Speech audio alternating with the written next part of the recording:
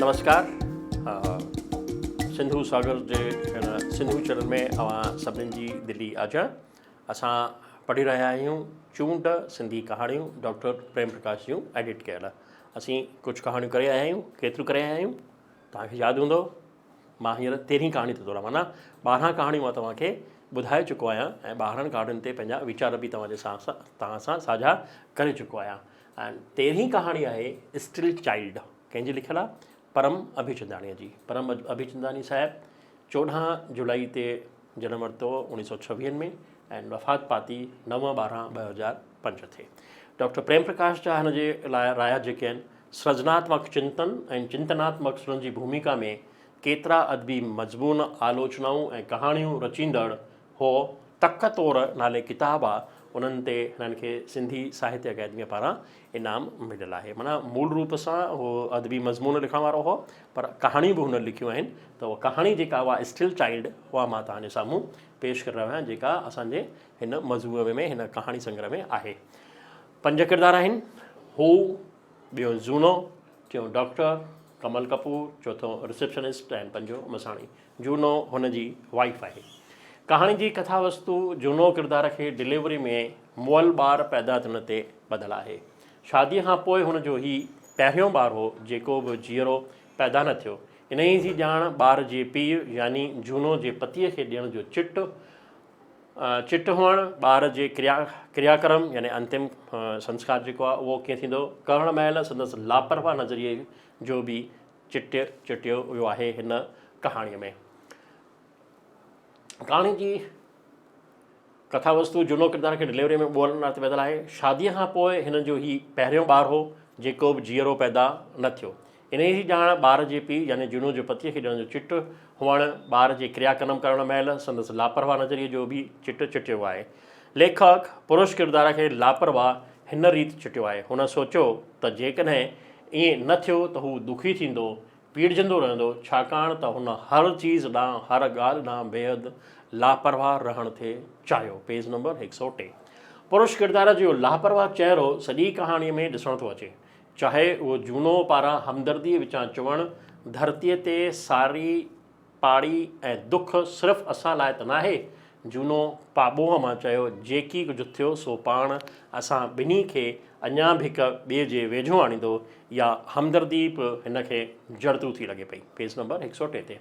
Doctor पारां ॿार जी ॼाण ॾियणु त पोस्टमार्टम लाइ तव्हांजी इजाज़त ॾियणु शख़्सी तौर ते मूंखे को एतिराज़ु न आहे। डॉक्टर कपूर दंग रहिजी वई। हूअ हुन ॾांहुं घूरे निहारणु लॻी। पोइ चयईं, हुनजो जिस्म ई केतिरो आहे जो पोस्टमार्टम कजे? असांजी इजाज़त लाइ पुछणु ज़रूरी आहे। मुअल नंढड़े ॿार खे कटण मां छा थो वरे त पोइ पोस्टमार्टम न करियो? मूं सेंटीमेंट जी ॻाल्हि थी कई। मां इहो नथो ॼाणा ॿियो कुझु। माना ही हुनजा वर्ड्स आहिनि हुन किरदार जा।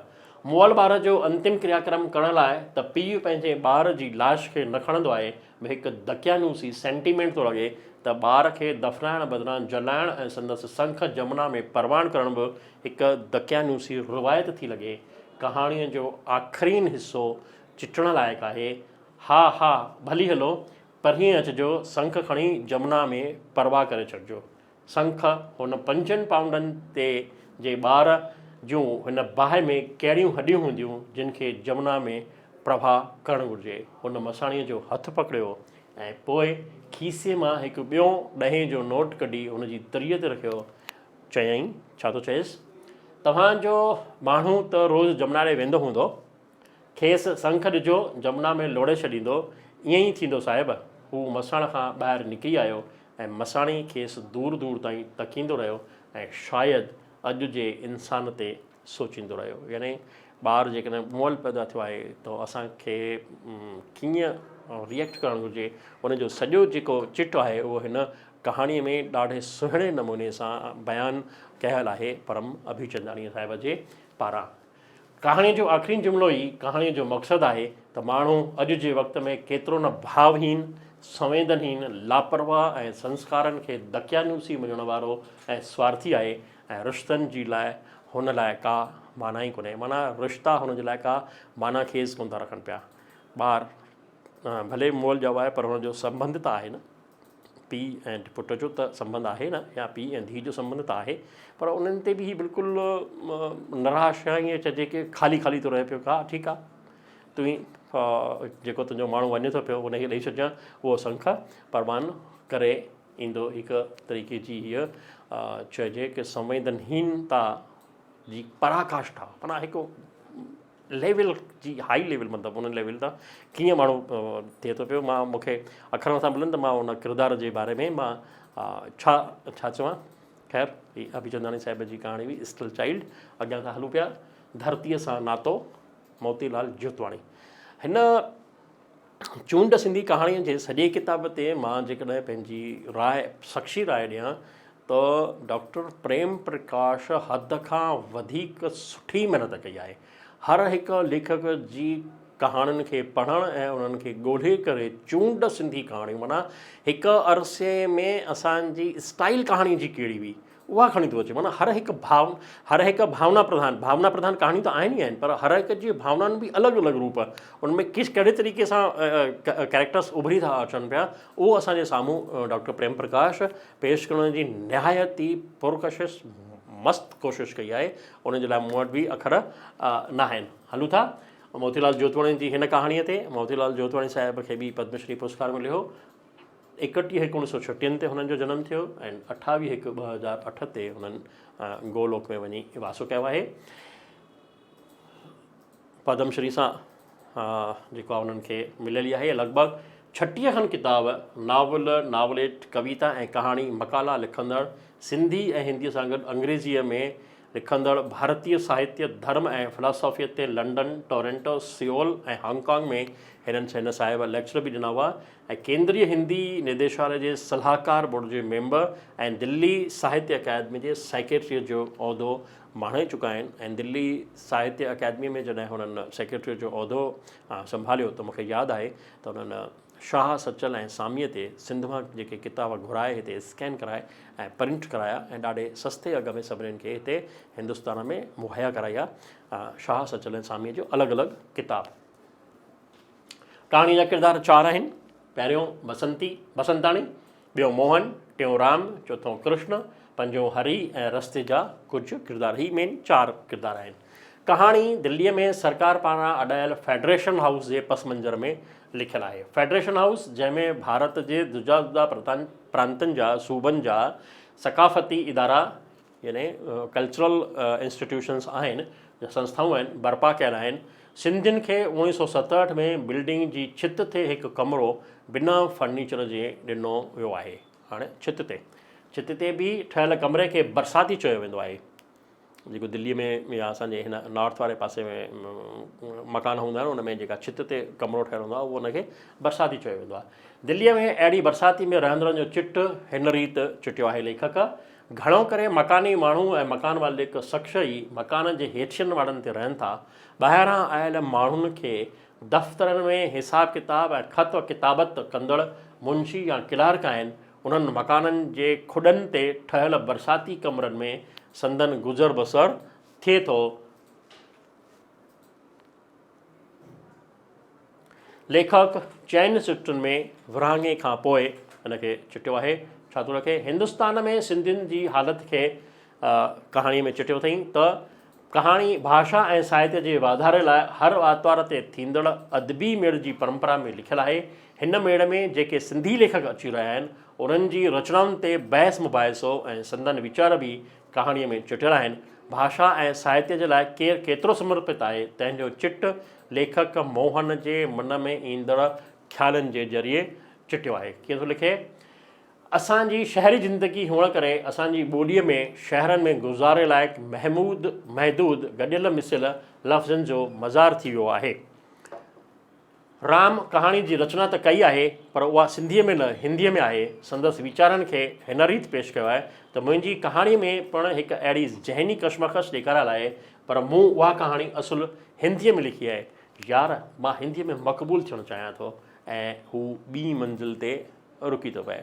यानी सिंधीअ जो लेखक आहे, सिंधी लेखक आहे, हुनजी मादरी ज़ुबान सिंधी आहे, पर हिंदुस्तान में अची करे हू हिंदीअ में लिखणु शुरू कयो आहे ऐं हू हिंदीअ में मक़बूल थो थियणु चाहे, उहो हिन जो चिट हिकु ही मंज़िल में हिक ई सिट में चई वियो आहे लेखक। साहित्यकारनि जे देरि सां हलंदड़ अदबी क्लास में घिड़ी वियो, यानी ॿी मंज़िल ते जेका हिंदी साहित्यकारनि जो मेड़ पियो हलियो उन में हू घिड़ी थो वञे। भारत जे ॿियनि ॿोलियुनि जे असर हेठि सिंधी साहित्य बि आयो आहे, तंहिंजो चिट लेखक कृष्ण ज़रिए कीअं चिटियो आहे। ॾिसो, वाईअ या काफ़ीअ में महिराण जी वादीअ वारी विशालता खपे। अॼु असांजा माण्हू भारत जे शहरनि जे तंग घिटियुनि में अची वसिया आहिनि। माना सिंध में कीअं वसियल हुआ ऐं हिते हिंदुस्तान में कीअं अची वसिया आहिनि, हिक ई सिट में लेखक लिखी विया हली। अॼुकल्ह त गज़ल जा उहे नंढा नंढा वज़न कम अची रहिया आहिनि जे असांजी हिन पेचीदह ज़िंदगीअ सां ठहिकंदड़ आहिनि। कृष्ण ऐं बसंताणीअ जी गज़ल ते बहस हलंदी थी रहे, बसंताणी जो दिमाग़ सिंधी ॿोलीअ ऐं साहित्य खे बचाइण जी होराखोरीअ में लॻो पियो आहे।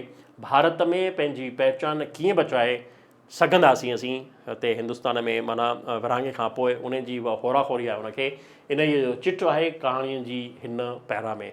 हिन खुॾ ते गॾु थियल असां सभई कूंडियुनि में लॻल गुलनि मिसल आहियूं।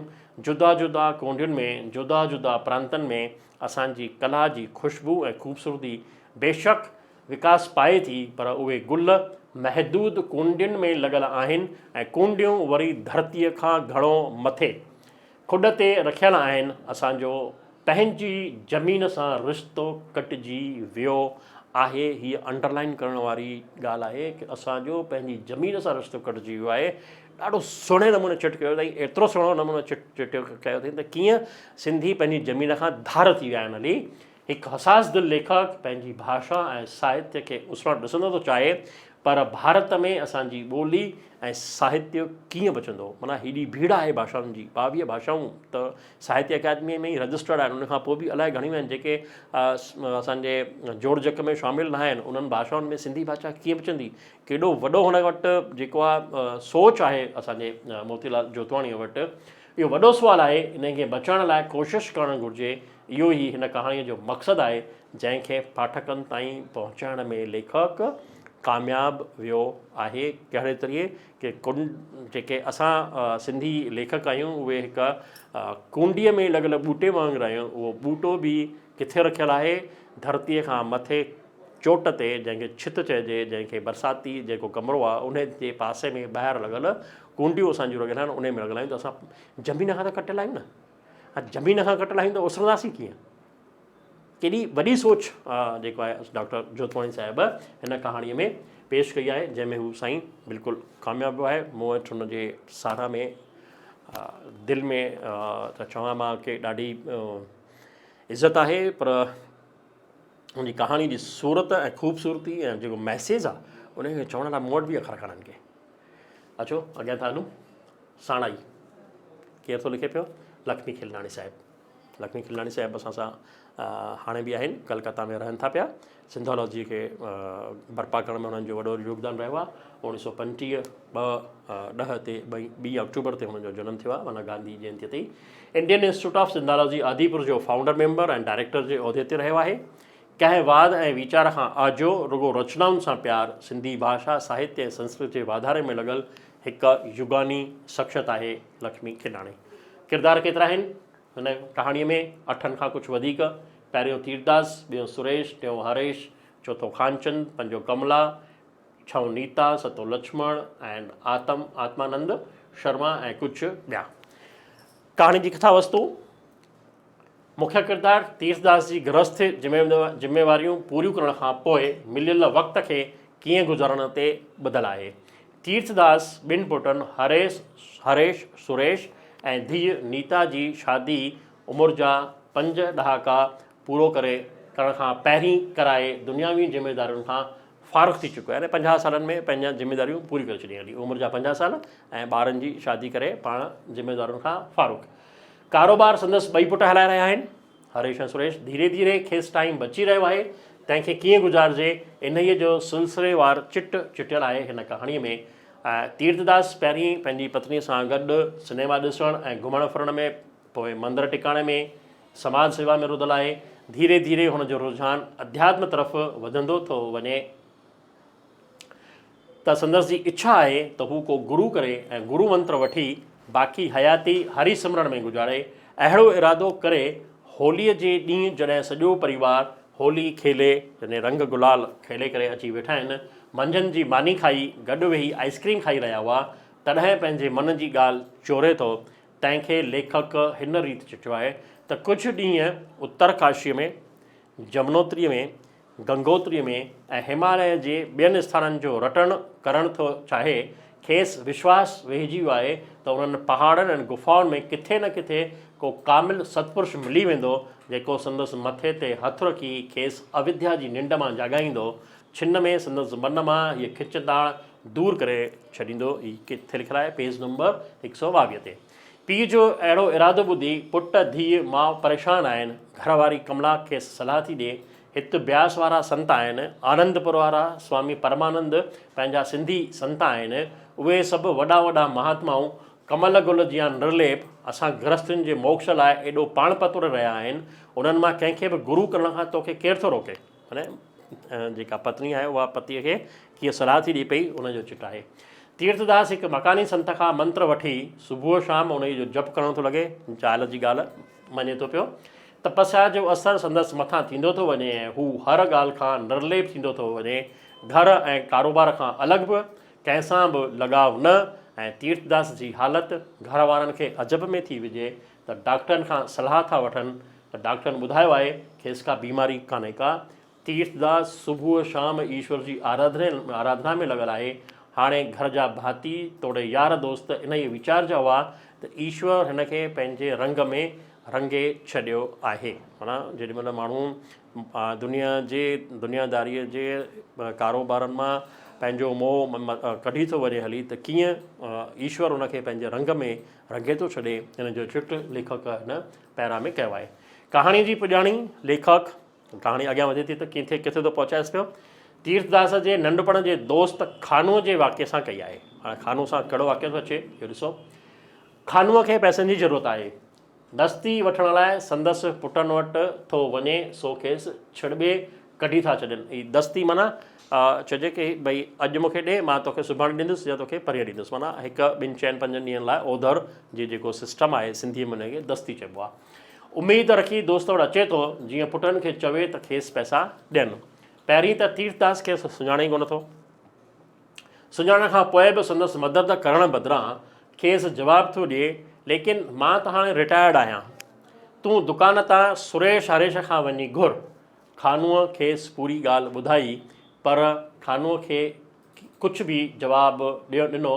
वरी ॾिनो त मां रिटायर्ड आहियां, सुरेश ऐं हरेश जे निजी मामलनि में दख़ल अंदाज़ी न कंदुसि। पेज नंबर 126 ते। तीर्थदास जे हथनि जी शिरोमणी वरी चपनि जी चुरपुर खां चुरण लॻी। आख़िर खानचंद निराश थी हलियो थो वञे। शिरोमणी माना हथ में जेका बुज़ुर्ग या जेके पूॼा कंदा आहिनि, माला जेके जपींदा आहिनि, उनखे असीं शिरोमणी चवंदा आहियूं। लेखक हिकु किरदारु तीर्थदास जे हयातीअ जे घटि में घटि 20 सालनि जे अरसे में घटियल घटनाउनि खे सिलसिलेवार चिटियो आहे। कहाणी कहिड़े देश जी आहे, यानी कहिड़े शहर या ॻोठ जी, चिटो न कयल आहे। भाषा तुज सवली ऐं किथे मुहावरे जो बि इस्तेमालु कयलु आहे। किरदार जी हयातीअ जो वॾो हिसो चिटण करे कहाणीअ जो मक़सदु साफ़ नथो थिए। कहाणीअ जा आख़िरी 2 पेज पढ़ण खां पोइ ईअं लॻे थो त हिन जीवन जो उद्देश्य ईश्वर खे प्राप्त करणु आहे, जंहिंमें तीर्थदास पंहिंजी गृहस्थीअ जूं ज़िमेदारियूं पूरियूं करे लॻी वियो आहे। ही आख़िरी जॾहिं कहाणी पूरी पढ़ूं था पिया, तीर्थदास जो दोस्त खानो थो अचे ऐं उन खां पोइ जेॾीमहिल हथ में शिरोमणी वापसि घुमाइण थो शुरू करे ऐं चपनि सां मंत्र जपींदो थो रहे। त हीअ हुई कहाणी असांजी। पर आख़िर में संदसि नंढपण जे दोस्त पारां पैसनि जी घुर ऐं हुनखे निराश मोकिलणु ऐं तीर्थदास जे माला जपण जो चिट चुरंदे चुरंदे वरी को वक़्तु हिकु हंधि बीजी थो रहे। हुन जूं ख़ाली ख़ाली अखियूं चित में लटकियल बिजलीअ जे फिरंदड़ पंखे में वञी अटकियूं हुयूं। कुझु मुंझाए थो छॾे। शायदि तीर्थदास पंहिंजो मानसिक संतुलन विञाए वेठो आहे। ही कहाणीअ में ईअं महसूसु मां कयो आहे। हीअ मुंहिंजा पंहिंजा निजी ऐं शख़्सी राय आहिनि लक्ष्मी खिलाणीअ जी हिन कहाणीअ ते। अॻियां था हलूं पिया। 9 कमरो नारी पदम जी कहाणी आहे। नारी पदम 3 कहाणियुनि जा हिन संग्रह न आहिनि। नई धारा जो लेखक आहे, प्रगतिशील धारा जो लेखक आहे। कुटुंबी ढांचे जे टुटण जे आवाज़नि खे सामाजिक पसमंज़र में झटे करे लिखे थो। लेखक शहरी साहित्यक शोरगुल खां परे रही पंहिंजी साहित्य साधना में लॻल आहे। नारी पदम किरदार 7 सरस्वती, कमला, प्रेमचंद, 4 ॿार, अशोक, भागू, खीर वारो वग़ैरह वग़ैरह। कहाणी जो मुख्य किरदार प्रेमचंद जे जदोजहद कंदड़ जीवन सां वास्तो रखंदड़ आहे। पंहिंजे परिवार जी माली हालत ठीकु करण लाइ कमरो ठाहिण थो चाहे, पर हिकु हादसे जो शिकार थी अपाहिज थो थी पवे। उन्हीअ जी इच्छा आहे त कमरो पूरो थिए ऐं प्रेमचंद कंहिं शहर में रही रहियो आहे। संदसि परिवार में ज़ाल, धीउ ऐं 2 पुट आहिनि। कमला ॿालपणो लंघे जवानीअ में पेर पाए रही आहे ऐं प्रेमचंद जी नौकरी कंहिं कारखाने में आहे। घर जी माली हालत ठीकु न आहे। चाहे थो त हू हिकु कमरो ठाराए मसवाड़त ॾिए, पर हिकु दुर्घटना ट्रक सां थी थिएसि पई। उन ते ज़ख़्मी थी थो पवे। हुनजी जान त बचे थी, पर ॿई ॼंघूं यानी टंगूं हली थियूं वञनि। हू अपाहिज बणिजी घर में वेठो आहे। कमरे लाइ आयल सिरूं ऐं रेती पियल रहिजी थी वञनि, जिन खे ॿार रांदि करे विञाए रहिया आहिनि। सरस्वतीअ जो इन ई ॻाल्हि तां पाड़े जे ॿारनि सां चओ पचओ यानी झगड़ो थींदो थो रहे, छोटो मोटो। कमला माउ जे वहिंवार सां ख़ुशि न आहे। संदसि पढ़ाई बंदि थी वई आहे। माउ पीउ जी चिंता में पाण बि ॿुॾल आहे। संदसि चहिरो मायूस आहे। अखियुनि जी चमक गुम थी वई आहे। कमला जी हालत खे लेखक हिन रीति चिटियो आहे। हूअ हर वक़्तु दरियुनि दरवाज़नि ॾांहुं मजबूर नज़रुनि सां निहारणु लॻी, ॼण त ईअं निहारण सां घर जी ग़रीबी डुक पाए दरियुनि दरवाज़नि खां ॿाहिरि हली वेंदी। हिकु मस्तु व्यंग्य ऐं मस्तु चिट जेको आहे हिन चिटियो आहे। घर जी माली हालत ठीकु न हुअण करे सरस्वती चइनि घरनि में पोरियो करे रही आहे, पर पूर्ति नाहे। तंहिं करे किराने वारो भागू सामान ॾियण खां मना थो करे त खीर वारो बि घटि वधि थो ॻाल्हाए। निराशा में आशा जी किरण बणिजी थो अचे। केरु? अशोक, जेको बैंक में कमु कंदड़ आहे ऐं बॉम्बे मां हिन शहर में आयो आहे। प्रेमचंद जो पाड़ेसरी। ॾुखे सुखे में प्रेमचंद जी मदद त करे थो, पर संदसि नज़र कमला जे जवानीअ ते या जोबन ते आहे। अशोक प्रेमचंद ऐं सरस्वतीअ खे अहिड़ो दिलासो ॾिनो आहे त हू संदन कमरो ठाराए उन में किराएदार थी रहंदो ऐं किराए में पैसा कटींदो। इन ई आशा ते ॿिन्ही जे मन में ख़ुशी आहे, पर कमला निराश आहे। अशोक जो संदन घर में अचणु ठीकु नथो लॻे। इन ई लाइ शिकायत करे थी, पर माउ उन तरफ़ ध्यानु नथी ॾिए। हिकु शाम जो अशोक घर अची हेठि वेठल कमला जी बांह में हथु विझी उथारण जी कोशिशि थो करे। कमला सरस्वतीअ खे आवाज़ थी ॾिए। सरस्वती ॿाहिरि अचे थी। अशोक कमला जी बांह छॾे थो ॾिए। सरस्वतीअ जे अंदरि हिकु पल लाइ हलचल पैदा थिए थी, पर ॿिए पल हुनखे दॿाए छॾियो आहे। धीउ माउ जे हाल ॾिसी हैरान आहे।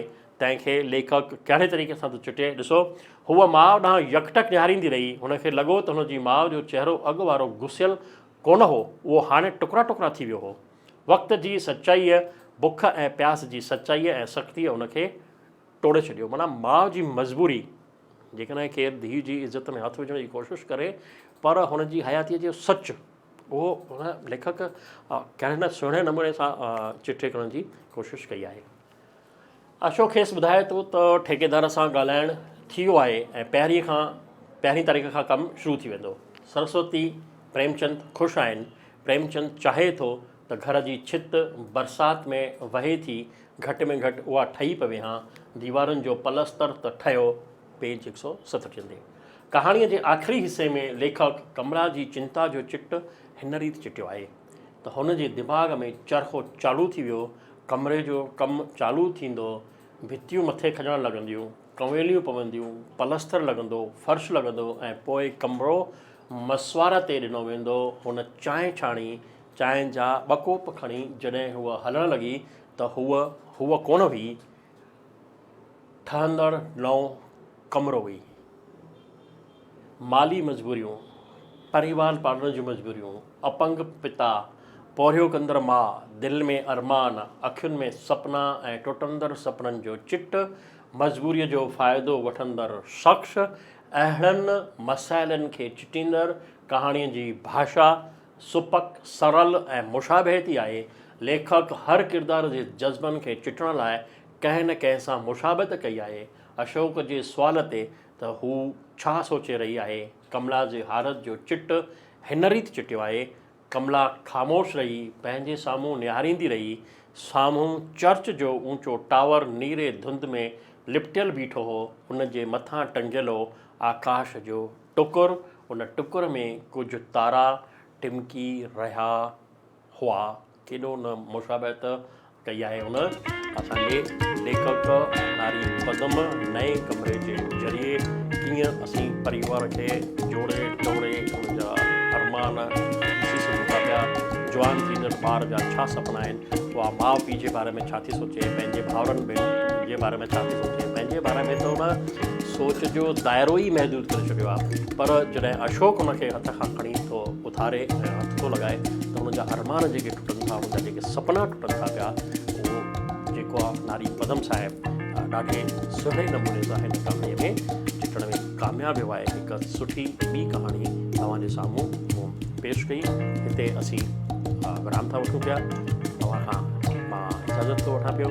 वरी गॾिजाणी जल्दी थींदी हिन कहाणी संग्रह जूं ॿियूं कहाणियूं खणी करे वरी जल्दी मिलंदासीं। जय भारत, जय सिंध, जिए सिंधियत, जिए सिंधियुनि खे चाहण वारा ऐं सिंधी भाषा खे चाहण वारा। जय श्री राम।